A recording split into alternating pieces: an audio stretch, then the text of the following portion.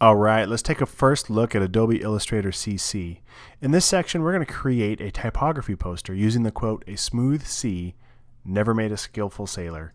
And you can see I've got a couple variations here of the same quote using similar graphics, but to different results. And we're going to walk through making multiple versions and how to export them. So when it's all said and done, you'll have your very own typography poster. You're welcome to follow along using the assets I've provided, or you can create your own with your own quote if you want. So let's dive in. I'm going to go ahead and close this window to get back to my start screen. I'm going to come down to presets and create a new document from a letter-sized preset. So now that this is open, one other thing I'm going to do, by default I'm seeing my Essentials workspace, but I'm going to hit Reset Essentials. There's a good chance your screen looks something like this. So real quick, down the left hand side we have all of our tools that we could be working with, from type tools to warp tools, eyedropper tools, shape tools. So feel free to poke around here. And then of course any of these tools that have a little arrow on the bottom right, if you click and hold, that means that there's more tools hidden behind there. Depending on the tool you have selected, your options bar will change across the top. I'd call it the HUD or the heads-up display, but technically it's called the options bar. And then on the right hand side are various windows that will modify whatever you're working with. There's also library assets and different layers. We can also add even more windows if we come down to the Windows panel. There's things like alignment, appearance, artboards, brushes, all kinds of stuff. So usually if you don't see it on the sidebar, you'll find it under this Windows tab. So now that we're set there, what I'll go ahead and do, on this top right there's this tiny little double arrow expand panels button. I'll click on that, and now I have a better idea of what panels are actually open. Now you might already know what you want to use, and if I can put that back and shut that, you can see that we've got the shortcuts, and that's nice too if you want to keep your artboard minimal and just focus on the artwork. Either way is great, but just know that that's there. Now the other thing I want to talk to you about real quick is shortcuts that I'll be using as I walk through, because as we get going I want to speed things up quite a bit. I don't want you to have to sit here and listen to me talk. So what I do a lot of times, we have the move tool, the selection tool, and basically what that does, if we have objects on our canvas, any kind of shape, if I have the move tool or hit the letter V, I can move that around. So if I have multiple objects here, basically I can just click and drag, no big deal, right? I can drag and select multiple shapes. Okay, that's the move tool. Actually, technically in Illustrator it's called the selection tool. It's recently been changed to the move tool if you're in Photoshop. So now that we've got that out of the way, the other thing I use a lot is the space bar, and the space bar is a shortcut to get the hand tool. Now I could just hit the letter H to get my hand tool, but then I'm stuck using it. Let's say I was on the type tool, letter T, and I want to just move things real quick just to see more of my canvas. Well, I can hold down the space bar, move a little bit, and then let go of the space bar, and I'm back to the previous tool I was using. So I use that one a lot too. The other shortcut I use frequently is while holding down the space bar, I'll hold down the command key as well, or if you're on a PC, hold down that control key, and it turns into your zoom tool. And again, I could have just hit the zoom or the Z for the zoom tool, but it's faster as I'm working to just hit these modifier keys in time. So I've got the type tool, I'll hit space bar to get my move tool. Now I'll hold down command with that space bar to zoom in a little bit, look at some details, make sure it's what I want, and then I can add the alt key to that to zoom back out. So now I've got space bar, command, and alt. Okay, so I'm going to zoom through this as fast as I can. The other shortcut that's really handy, if I've got my type tool, I can just hold down just the command key, and that'll default to my selection tool. And then as soon as I let go of the command key, it comes back to whatever previous tool I had selected. So that's the way we're going to be working through a lot of these things, just so you know what's going on. All right, what I'm going to do is come up here to View.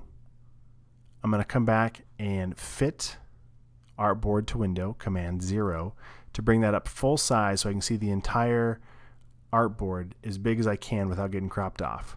All right, let's go ahead and save our progress here, which really all we've done is created a new document and talked about shortcuts. But let's go ahead and save this, and in the next lesson we're going to learn about working with fonts and typography. Alright, if we're going to make a typography poster, it's about time to learn how to bring in our text. So what I want you to do is copy that quote you have wherever you have it, or get ready to type it out. Hit the letter T to get your type tool, and I already have my quote copied to my clipboard, so I'm just going to click once, hit Command V to paste that in there, and you'll see it drops it in a straight line. Now if this was a long text, let's say a whole paragraph, because I just clicked once, it would just put it in one long line. Now with my type tool selected, I could also click and drag, which will create a text box that will contain my text. Now if I hit Command V to paste, you'll see it contains it within that box. So now that we know how to bring in the text, let's learn how to modify it. So what I want you to do is go ahead and Command click, and with that text selected, my options bar will change to reflect the options that my type tool has. Even if, let's say I click on the move tool or the selection tool, if I click away and now truly it is my selection tool and my options bar changes, but by clicking on that line of text, my options change to what the text tool has.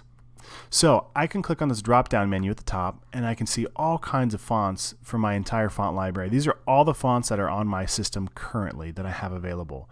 And if you find one you like, you can see the preview here on the side. You can just click on it and it'll change your font to be whatever that is.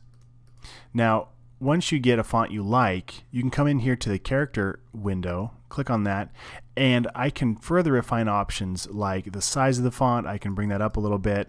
The leading, and what the leading is, it's the space between the lines. This isn't going to be a good sample on this one because it's not in 2 lines, but this one, however, if I click once on that, come back over to my character window, and I change that leading, if I bring it down, it gets smaller. The reason why they called it leading is back in the day when they used to set type by hand, they would put physical pieces of lead between the types of between the rows of text. So that's what that is. It's not leading, it's leading.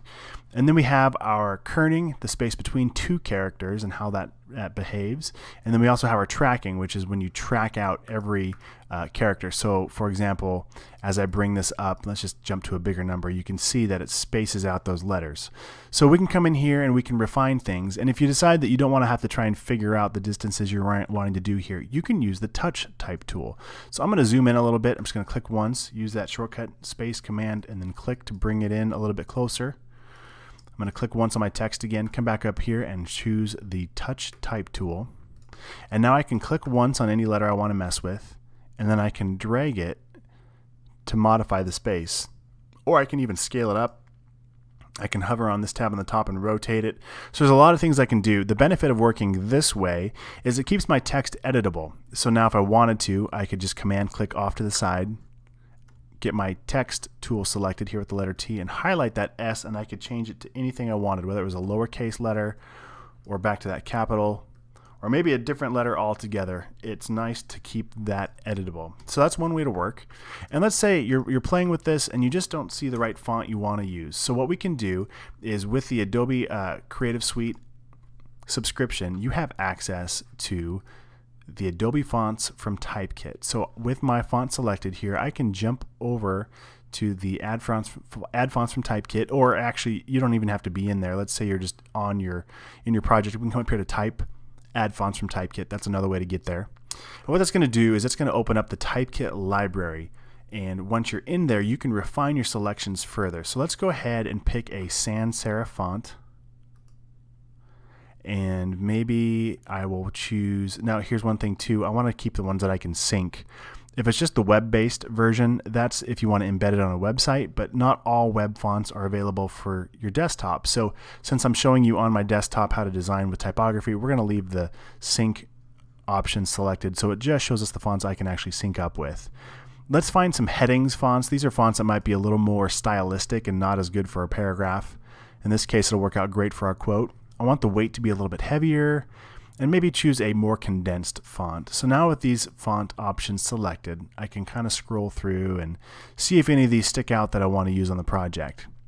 So how about this one, Abolition Soft. So I'll go ahead and use this font. I'll click on that. And it gives me the option to select different font families. So the characters here, we've got regular and oblique families we can choose from. I'll leave those both selected. Oblique is another word for italic. So I'll click on Sync Selected Fonts, and what it's going to do is immediately sync this to my Creative Cloud library. I can just X out of that now and jump back over into Illustrator, and you'll see I get my notification up here. 2 fonts were added, and I can immediately apply that. So I don't have to quit Illustrator and open it back up. I can click once up on here to apply to this font, search for it, Abolition Soft. I'll click once on that, and now that font has been applied. So you can see it's a lot quicker than it used to be. If you have any experience in the past with some of the older versions of Illustrator, which you probably don't or you wouldn't be in this class, but if you did, you used to have to close out of your app and then reopen it to load, but not anymore. So that's a great way to add new fonts to your system. So now that we've done that, now we can fine-tune our fonts a little bit further. So we can, again, we can click on here and click on the drop down of this character menu to make changes here. We can click on the paragraph setting if we don't want it to hyphenate, or if we want to modify, you know, the layout of your font, whether it's left justified, center, right. Okay, so we can play with those options as well. The other thing that I like to do is I use shortcuts a lot. So instead of even coming up to those menus, what I can do is hit Command, Shift, and the period key, or the greater than, and you can see that I can make my font much bigger or smaller without even having to take my hands over to the mouse to find it in the menu. So that's Command Shift, comma, to make it smaller, or Command Shift period to make it bigger. Now as I make it bigger, you'll notice that leading gets stacked on top of itself. So now I'll hit Command, Option, and the down arrow key to make my leading bigger, or Command, Option, and the up arrow key to bring it back in. So this is the way I work a lot of times when I'm trying to quickly blitz through my font and get it kind of close to the size I want. And once I get this set where I want, see, we're in this text box now, so the problem is as I make this bigger, it's going to start jumping to the lines it needs. But let's say I got this exactly how I wanted it in 2 lines. I could just click once on this, and if I start to click and drag, what's going to happen is it's just going to resize my box, but I want it to stay the same size, just bigger. I'm sorry, the same layout here in 2 lines, but just bigger. So what I'm going to do instead is hit the letter E, which if I hover right over here, that's my free transform tool. So now what I can do is click and drag, and it's going to make the whole thing bigger, the box and the fonts. Again, you'll see it skews it, so hold on the Shift key to make sure it doesn't skew it. I'll let go of the mouse first, and then I'll let go of the Shift key. And you can see my font is much bigger. So, all right, we're getting there. We're almost there. You're learning how to use the different tools here regarding type. What I want you to do now, if you're up for it, we're going to go up here to Type, Create Outlines. So Shift Command O. Now, before we do this, what I want to do is probably make a copy. So I've got my selection tool selected. I could have my type tool selected and just hit the Command key. Either way, make sure that that arrow, you're showing that black arrow, and then hit the Alt key and you get the double arrow. I don't know if you can see that there. We got the black arrow and the white arrow next to it. Click and drag to the side. What that's going to do is make a copy, so we still have this editable text if we want to come back to this and make changes. But clicking on this copy we've got here on the main artboard, come to Type and click on Create Outlines, or you could just hit Shift Command O. Now what it does is it converts your type to shapes. It's no longer a font. And if we zoom in here, you see all these little blue dots. What are those things? Well, those are anchor points and paths.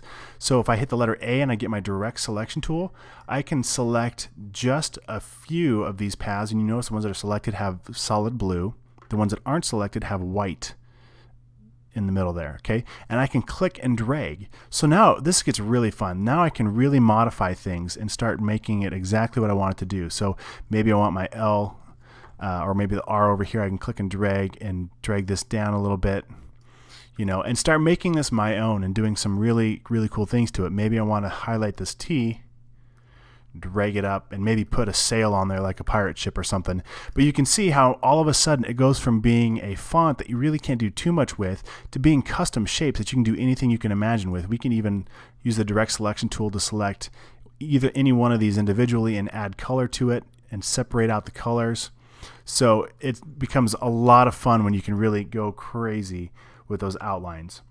All right, so what we're going to do now, I'm going to go ahead and stop here. I'll just hit Command S to save. This isn't what I want to do for my for the look of things yet, but in the next lesson we're going to dive into shapes, colors, graphics, and artboards to create some of those images I showed you with that introduction. All right, here we go. All right, I don't want to get too far down the road playing with my typography yet till I know where my shapes and graphics are going to lie, because they need to work together. So in the previous video, we learned how to use the type tool and how to start getting fonts set in motion here. But what I want to do now is spend some time going over shapes, how to modify the colors, adding some separate graphics, and then making different artboards so we can have multiple comps. So right now what I'm going to do is just create a background. I'm going to hit the letter M to get my rectangle tool selected here. and hold down the space bar to drag up a little bit. And one thing I want to make sure you're seeing, I see these smart objects, or I'm sorry, these smart guides here. It's these little pink lines jumping up all over the place. And it's really helpful to let you know, are you lined up with something else on the canvas? In this case, I want to draw a rectangle to get my background from here down to the bottom. And I couldn't quite see the bottom, so I just let go. I can grab this anchor point and finish my sizing of that. But if you're not seeing those pink guides, go ahead and jump up here to view and make sure you've got smart guides turned on, and maybe even snap to point. That might help you out with your layout and getting things the way you want it. I'm going to go ahead and change this color. I want it to be more of a sea vibe here, so we're going to go for something more in the blue tone. And if you're not seeing this color window, again, go to your essentials. I'll just hit reset essentials, click on this little flyout menu, and then I see my color bars here. I can also click on this tiny little drop down menu and hit show options, which lets me refine my colors even further. I still have this color bar, the CMYK color spectrum, but I can come in here and add, let's say, just a little bit of black just to kind of darken it up a touch, maybe a little more cyan to make it a little more of a true blue. All right, there we go. Now in Illustrator, we have layers just like we do in Photoshop, but it works a little bit differently. Inside of each layer, we can have multiple layers. So we have this main layer here, and I can rename this anything I want to. But if I hit this little drop down, you can see every element within this layer. So I could create a brand new layer here and draw something else. And I can tell it's on a different layer because my guides, when it's selected, are a different color. So these are red. Anything in this layer, whether it's type or multiple shapes, let's change colors so you can see what's going on. All of these are in this layer, and you can see those objects directly here. I'm going to delete that whole layer, which deletes everything on that layer. The only reason why I showed you that is because you can have your entire project on one layer, which is a lot of times how I work. And the reason why, let me bring these back real quick. If I select this blue rectangle and I hit Command right bracket to try and bring this up as far as I can, that's the same as going to, let's see, where are we at? Object, arrange, bring forward or bring to front. That's how you can change your stacking order. Well, it'll only go to the top of this layer. It'll never come all the way to the front. Well, a lot of times when I'm working in Illustrator, I'm creating logos or shapes or different things, and I want to work quickly. So rather than using multiple layers for what I do, and some people would advise against this, you can work with however you want, but I like to keep everything on one layer, and then that way I can quickly, so I've got this selected, I'm going to hit Command and the left bracket, it's the one right to the right of the letter P on your keyboard. So that left bracket key, Command left bracket, and you can see I can change it in the stack by hitting Command left or right bracket. It's a quick way, or Command Shift to throw it all the way to the bottom, so Command Shift left bracket or Command Shift right bracket. So again, I usually work in one layer so I can quickly change my stack and my layout here. All right, I'm going to bring my layers panel back down in here. I'm going to nest it back where it was. All right, so I've got my background selected here, and I'm okay with this color for now. So what I'm going to do is I'm going to lock this object, and the reason why is as I'm working with text, see right there, I was trying to grab that text and I accidentally selected the background instead and move the background. So I'm going to click on that once, hit Command 2 to lock it. That's the same as going to Object, Lock, Selection. Okay, and what that does is it makes it so I can't select anymore. It's like it doesn't even exist. That way I can focus on my typography and my poster and the text changes that I'm making. Okay, so the next thing I want to do, I'm just going to move, let's see, I'm just going to move this over to the side. I already created, well, I didn't create, but I purchased a graphic for us to use. So I'm going to open that up. Feel free to open that up from the assets folder. And they're just some vector illustrations here of anchors. Feel free to grab whichever one you want. I'm just going to grab this guy right here. I'll click once on it, Command C to copy it. I'll click back on that document we came from and hit Command V to paste it in there. And now I can click and drag to resize this. But you can see I'm having a hard time really even seeing it because there are so many anchor points. Like the entire thing looks blue. It's one big selection. It's really a brown anchor, but as I zoom out, you couldn't tell that because there's too many anchor points going on. So I'm going to hit Command H, Control H on a PC, and that's going to hide those anchor points. They're still there. My item's still selected. If I hover over it, you see I still have these bounding box around it selected. So I know that it's selected. It just hides all those points so I can really see the color I'm working with. Now what I'm going to do is hit the letter I from my eyedropper tool over here on the side. I'll click once on that blue color, and now it looks like it disappears, but really it's just the exact same color as the background. The reason why I did this is I want it to be in the same tonal range. I'm going to click once on this thumbnail, this fill here over on the side. I'm going to turn off only web colors because I want to be able to show any color I want here. And then I'm just going to lighten this up just a touch. So we're still kind of within the same color range. I'm just making it a touch lighter. Now I'll hit OK. So this looks pretty good. It's a nice subtle effect. It's a subtle anchor. And I want to make sure it's dead center. So I'm going to click once on this, making sure it's selected. In my options bar, I have this tiny little align to artboard button. If you don't see these alignment options, it's probably because it's set to align to selection. And since I don't have any other selections selected, I don't see them. So I'll click that drop down, click align to artboard, and now it's going to use my artboard as a reference to align this. So I'll click once on the horizontal align center, and I'll click once on the vertical align center. So now I know my object is directly centered in the canvas here. I'm going to zoom out just a touch to see it. I'm also going to jump over to that original typography poster I made just as a reference here to see where we're going with things. And you'll notice it's a little bit different. I flip-flop the colors. My background is currently lighter and my anchor is a little darker. So I'm going to jump back over here and scale this one up quite a bit to reflect what I had on that original design. Let's look at it one more time. That's close, pretty close. Okay, a smooth sea, never made a skillful sailor. So this one is a pretty straight design. I'm going to come back to this original editable text that we had. Command Shift right bracket to bring it all the way to the front. And let's see, a smooth sea. I'm going to click once right in there, hit return, never made. Click once behind the A, hit return, a skillful sailor. And now what I can do, actually I'm going to highlight all this, Command A to copy. Click over here, click once, Command V to paste. And the reason why is because as I start to scale this up, it's going to get all wonky on me here because it's going to hit those, and I don't know, this could be a cool effect too, but it's going to hit that bounding box and make things flow to new lines. I don't want to do that. I want it to stay exactly how I intended. So I'm going to hit Command Shift and the period key here to make it bigger, and it's not going to jump to 2 lines now because there is no bounding box.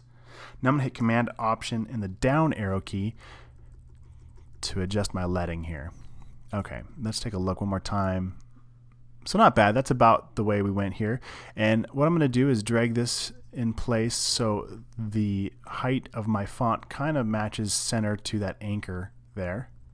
Okay, and in the other version it was white, so what I can do is I can just come over here and either select this white box there, or I could have just used my slider to drag it up. Now one thing, if we look closely on this other one, you'll notice, let's take a look at that. What do we got going on? So I've got my font here, and let's look at my transparency window. So it's set at 100%. So what's going on here? I've got this anchor. Let's take a look at that. So my anchor is actually in front of my text here, creating that transparency effect. So what I can do, if you wanted to do that, we could bring the anchor in front, Command Shift right bracket, and see that's too much. I could bring the transparency down up here, or the opacity. Let's drop it to 50%. Now it's also going to make it a more subtle effect in the background, or I can put it back to 0 or at 100% here. Maybe bring my font to the front, and maybe I bring the opacity down on this a little bit. So you can play with that and get the desired effect you're going for. But I'm going to go ahead and stop right here on this setting just as is, like Command Save to make sure I save it. And in the next lesson, we're going to talk about how to create multiple artboards, and we're going to look at creating multiple variations and then how to export it. Alright, this is where we stopped in the last lesson. Now what we're going to do is create some more variations of this poster. We're going to work with artboards and how to export those artboards. We're also going to talk a little bit about bringing other graphics. In this case, we're going to bring in an image of the ocean. What we're going to end up with here are these couple other versions I made like this. So this one still has the anchor. I'm going to show you how to create these little waves down here. That will teach us how to use some of the shape builder tools. We're going to get some different fonts in here, and then we're also going to work with images. As you can see, you can work with images in Illustrator as well. So let's get started here. Let's go ahead and start working on this poster. So what I want to do, just for the sake of speeding this up, let's go ahead and hit, I'm just going to copy all this, Command C to copy, and I'm going to throw it up in my canvas. So this is, again, is like I showed you, we've got this whole big canvas to work with, and a lot of times I'll litter my artboard with stuff that I'm using as a reference. So this could have even been like an idea or a sample you got from somewhere else and you wanted to just paste it in here. And I'm going to move this guy out of the way that we ended up not using.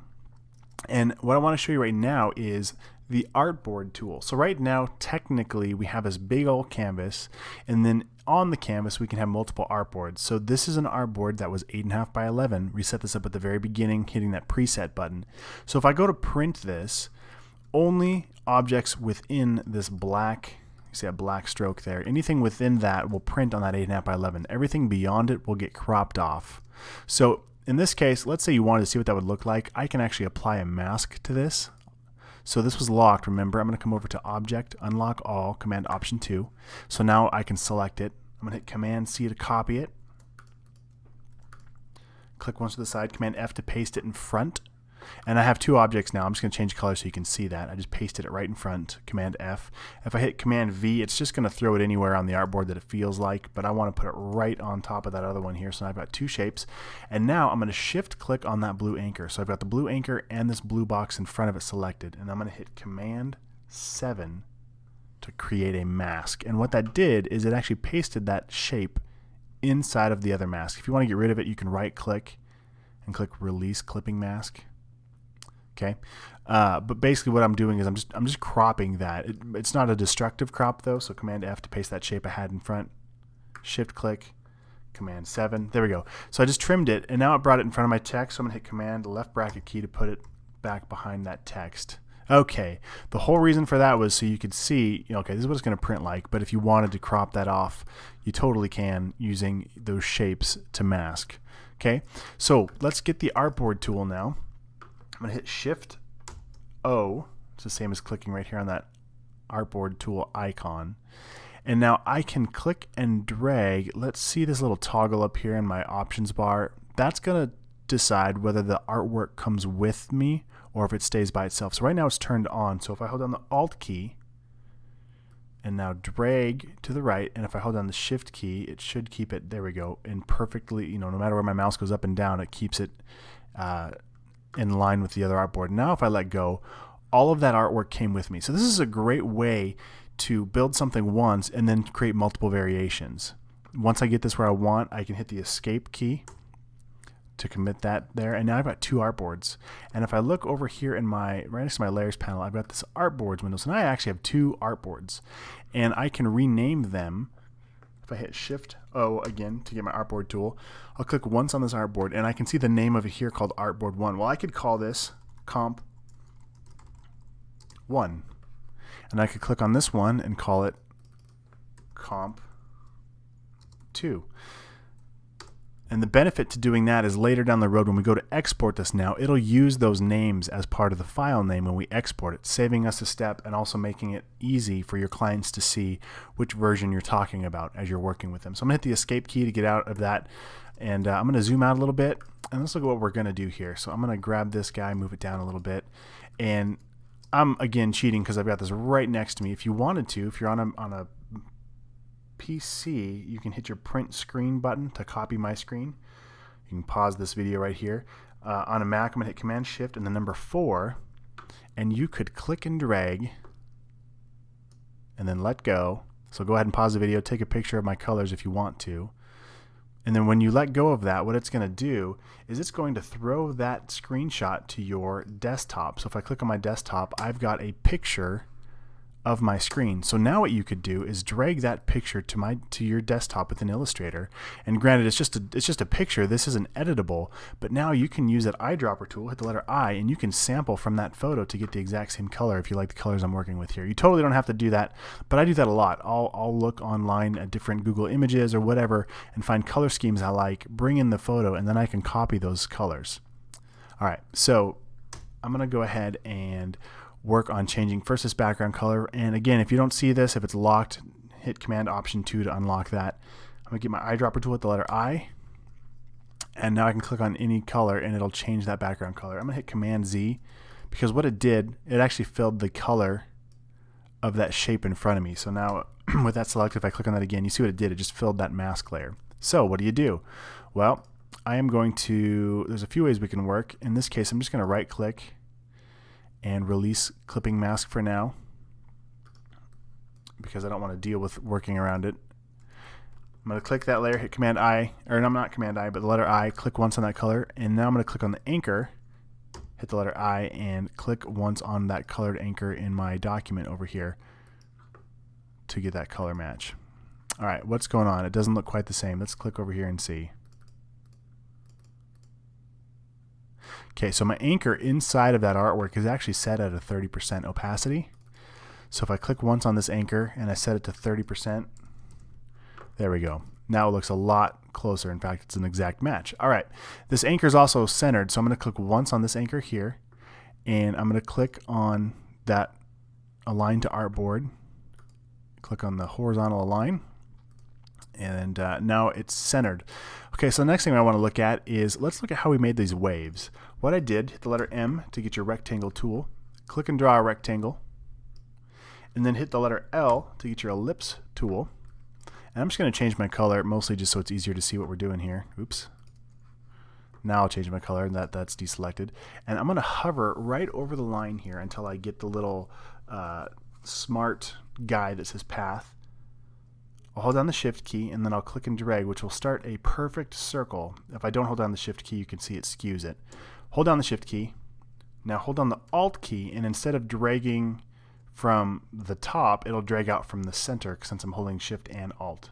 So I get a circle here, and now I let go with the mouse and then let go of my modifier keys. I'll hold down command to change to my selection tool. Now I'll hold down alt to get my duplicator copy arrow. I'll start to click, and then I'm going to hold down the shift key. So now I've got my fingers on command, alt, shift, and the mouse. That way it drags a perfect copy and keeps it in line. Once I get it here, I'm going to let go of the mouse first, and now I let go of all three of those modifier keys. Now that I've done that once, all I have to do is hit Command D to duplicate that transform, or to step it multiple times. Okay, so now what I'm going to do is I'm going to highlight all of these at once. Just use your command key, or click on your direct selection, or hit the letter V for that shortcut. Click and drag from outside to here, and then highlight all of those. Now I'm going to hit Shift M, and that's the shortcut for my shape builder tool. And what that does is it actually builds shapes. We could actually talk a lot about this tool, but what I want you to do is just hold down the alt key, and it's going to subtract those shapes. I could also click and drag through multiple, and I'm holding down the alt key to subtract them. If I wanted to, I could just click on it without any modifier keys, without the alt key, and it would add to that selection. It would actually add those together. So now that is one shape here, but I'm going to hit Command Z. I didn't want to do that. Hold down Alt, and now just click on these to cut this out. So now I've got that wave shape, and let's see, let's bring it over here to my document, about like that. And before I let go though, I'm just going to make sure there was nothing else I'm hiding. Okay, it was just that text. We'll bring this back up here, and that's good. And then let's work with the type a little bit. So we have a little bit of a font going on here. I'm using a font called Lato. So if I click on this one, so I can see Lato Thin. So if you want to download that for yourself, go ahead and search for Lato, and you'll find latofonts.com. You can download right here. Click on that button. It'll throw a download zip file to your download stack. When you unzip it, I can see all of these fonts. So just go ahead and install these fonts on a Mac. Just select all of them, hit Command O to open them. It'll open up with Font Book, hit Install Font, and you should be good to go. Now, it'll probably give me an error because, yeah, I've already got it installed, so it's going to tell me it's a duplicate font. Are you sure you want to do it? And I'm going to cancel if it didn't already. But that is what you would do to get that new font to keep up with us here. And let's jump back over into Illustrator. Okay, so I'm just going to click once on this font here. In fact, I don't even need to try and type in the new font name. I can just hit my eyedropper tool and sample this font here. Now, obviously, I'm cheating a little bit because I've made this once, but just so you know, you can sample more than just colors with the eyedropper tool. You can actually sample the exact font size and styling. It looks a little different because this font was typed in all caps. So what I'm going to do is come up to Type, Change Case, and I'll put it to lowercase. And now it automatically changed all my type to lowercase. Okay, now something else though, I've got these as separate line items. So what I'm going to do, first I'm going to move that out of the way. I'm going to grab my text here, and I'll just bring it up here so I can work with it. So a smooth C I have as one line, so I'm going to get my type tool, highlight this, hit Command X to cut it. That cuts it to my clipboard. It copies it to my clipboard, but also cuts it from the line. I'll click once down here and hit Command V to paste it. Okay, so there's that. And then the word never, so I'll highlight that, Command C to copy, or Command X to cut it out of there and copy it at the same time, Command V to paste. Now that's not the same size I want it to be, so I'm going to, here's another way to work. If this is selected and I click with the eyedropper tool, anything I click on will change that because that is still selected. I'm going to hit Command H to show that.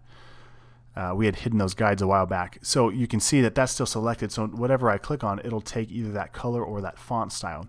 But another way to work is with nothing selected, I can say, hey, apply this style, so I'll click once on the word never, to anything I paste. So now if I hit Alt, you'll see my eyedropper tool turns from the fill eyedropper to the one that's already filled up. That's what that little black line, like it's filled up there, and I can deposit that look right onto that text. Now it doesn't look quite the same. I need to change, the one thing it doesn't come over is the capitalization. So I'm going to come down to type, change case, change it to uppercase. There we go. All right, and then made A is the next word I'm going to do. So what I did when I made this, I actually just clicked once on that letter, on that text, hit the Alt key, and drag down a copy, and change it to made A, and I can just type it in here, triple click, made A, and then skillful sailor, same thing, Alt click, drag down, Command Shift right bracket to bring it all the way to the front to make sure it's in front of those blue waves if you haven't already. And then I'll type in skillful sailor or skilled sailor. I've seen it both ways.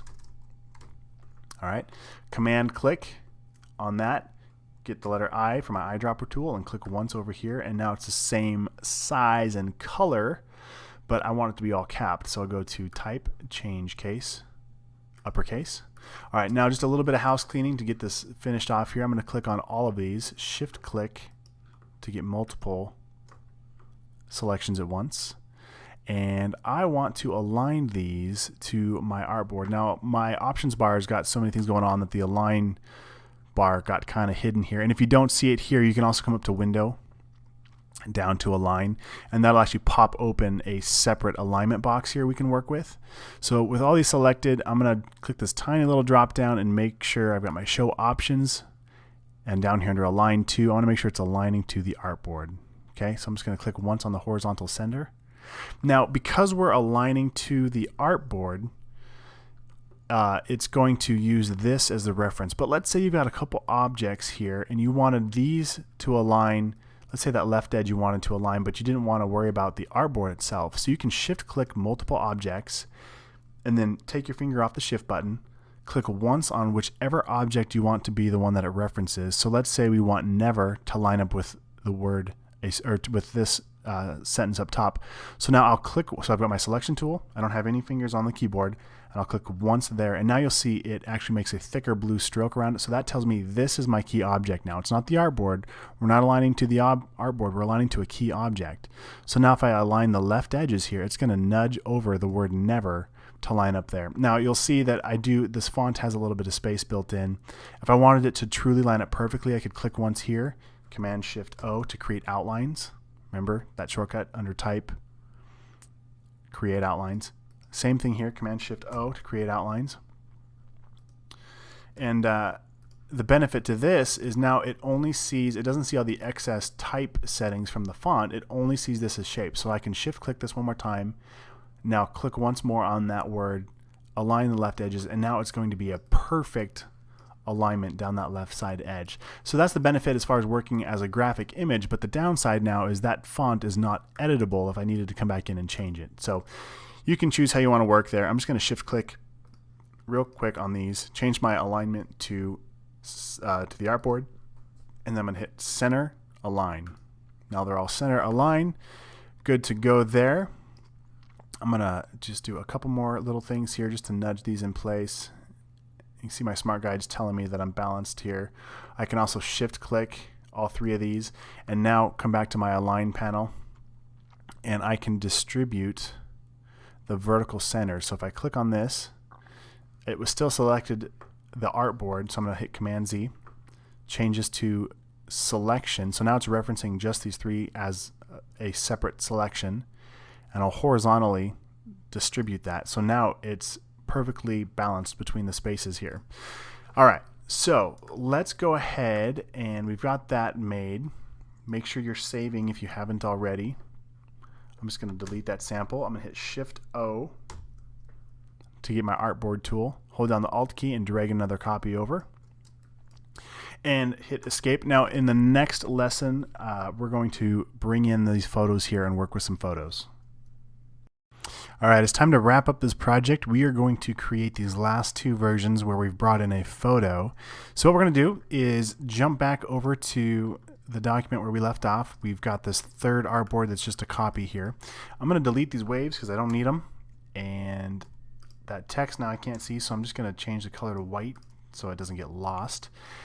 And let's bring in the photo. In your assets folder, you should have this c.jpg photo. I'm just going to drag it right in here. Now, one thing I should talk about is when you bring the object in and you see this X through it, what that means is it's a linked graphic. So as long as your file stays in the same spot here, you won't have any problems. But let's say I move this up a level and I come back in, it's going to say some files are missing or modified, and it can't find it. So what that means is this is basically just a shell. It's referring to the original document here. So if you delete that, you're going to mess up your document. So a couple ways around that would be to go to your window, down to the links window, and here I can see that link I have. Click on this little drop down, and then we are looking for embed images right there. So click on that, and now that X goes away, and this image, although it is an image that's placed in here, it is now inside this document and will travel with this. So if you save it and then send it off to somebody else, this will still be there. All right, now that we've got that covered, let's go ahead and create our next version here. So we've got a smooth C, never made a sailor, made A at the top, and then skillful sailor at the bottom. And this image. So the way we're getting this graphic, we've got a couple things going on. We've got the image here as a hover. You can see those blue lines showing where the image is, but it's masked again behind another rectangle. So I've got the rectangle that's masking this image. If I double click in here, we can see my mask shape here, and I can actually change that mask. If I click back out, I change that mask. Double click back in here again, grab that corner, I can bring it back up. Or I can click one more time in there, and now I'm down inside of that linked file. You can see the path right here, the layer, the clip group, and then now the linked file. And I can move this around inside of that mask. If I double click back out here, and you'll see the image moved. So we're going to create the same thing over in our new document. All right, so let's go ahead and bring our picture over here. And it's in the way, so I'm going to throw it all the way to the background, Command-Shift, left bracket to put it all the way behind everything else. I'm going to click once on this shape, Command-C to copy it. And the reason why is I want to use this shape as part of the coloring, but I also want to use one of those shapes as a mask. So now I'll hit Command-F to paste it in front. I'm just going to change the color again so you can see I've got two shapes there. Shift-click on my graphic and hit Command-7 to make a clipping mask. So now I've got my picture, and below it I've got that the blue shape. So the way that we're getting the waves, if we look at this, it looks a lot different than what we're seeing here. We're seeing the straight up photo, but I want to change the coloring. So if I click on this once, I can see that I've actually got a blend mode, if we look under our transparency window, of soft light being applied to it. So what that's doing is it's interacting with the layer below it. So if I click on this once, come over to transparency, change it from normal to soft light, we should see everything behind it starting to show through. All right. Now that is great. If you want to, you can click through these different blend modes and see it has a much different feel to it depending on how it's interacting with the layer below it. Alright, so now let's address the layout here. So we've got a smooth C, never made A. I'm just going to copy this, Command-C to copy. And I'm going to throw this behind, Command-Shift left bracket to throw it all the way to the bottom. I'm going to click on this blue layer once, Command-Shift left bracket to throw it all the way to the bottom, and that way my anchor and text layers are above. I'm going to click once on this text layer, hit delete, and just delete this text in here so we can get things in place.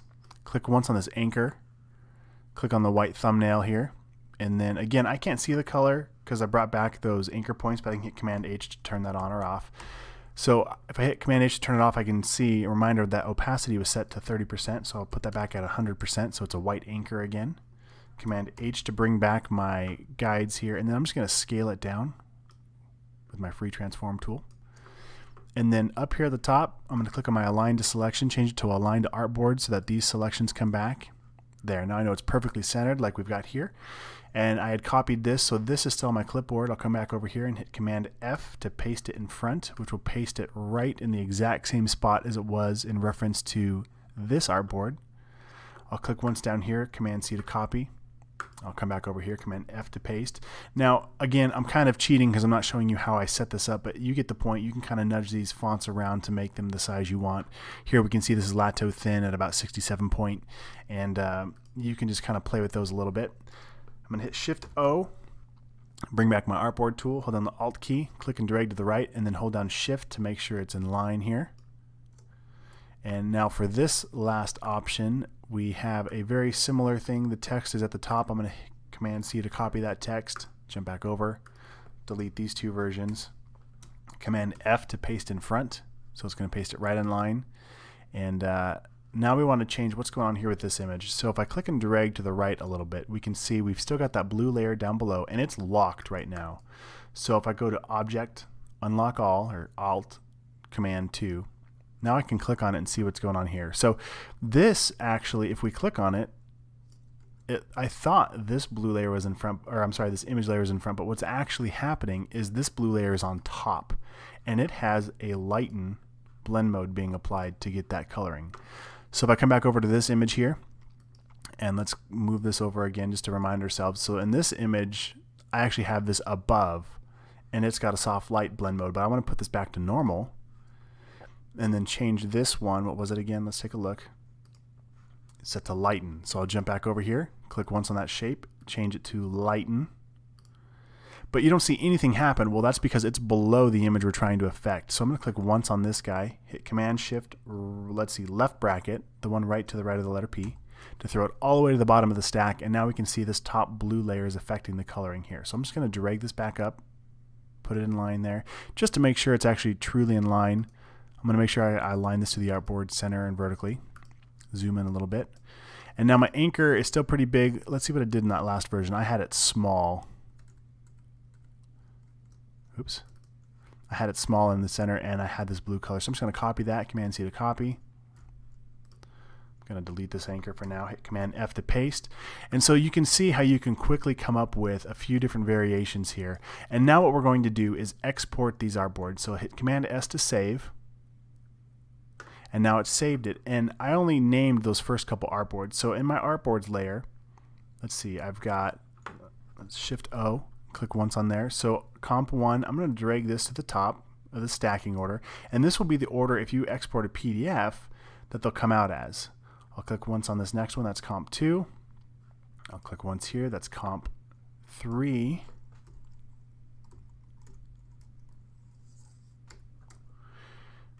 Oops. And then I'll click on this bottom one, that's Comp 4. And I have no idea where this extra artboard came in or how I did that at what point. So I've got two artboards, one stacked right on top of the other one. So sometimes it's good to check that out. I'm just going to delete that one. It won't affect anything. Okay, Comp 1, 2, 3, and 4. And again, we can name these anything we want. Now when we go to export this, this is going to have the name Typography Poster 3, because this is the third time I've attempted to record this video for you. Anyway, and it's going to put that name in there, and then it's going to add Comp 1 or Comp 2 or Comp 3 or Comp 4 at the end of the file name. So let's give it a try. We'll come here to File, Export, and I'm going to go to Design Files, Files Sent, Comps, and we're going to change this format from PNG down to JPEG, and you see there's a lot of different file types we could use. I'm going to click on Use Artboards. So the difference is if I didn't click that, it would spit out everything that I have, including this white text here. So in fact, let's just do that real quick so you can see. I'll click Export. I'll leave it as CMYK. Resolution, I'll change this to 300 since we're going to print it, and I'll hit OK.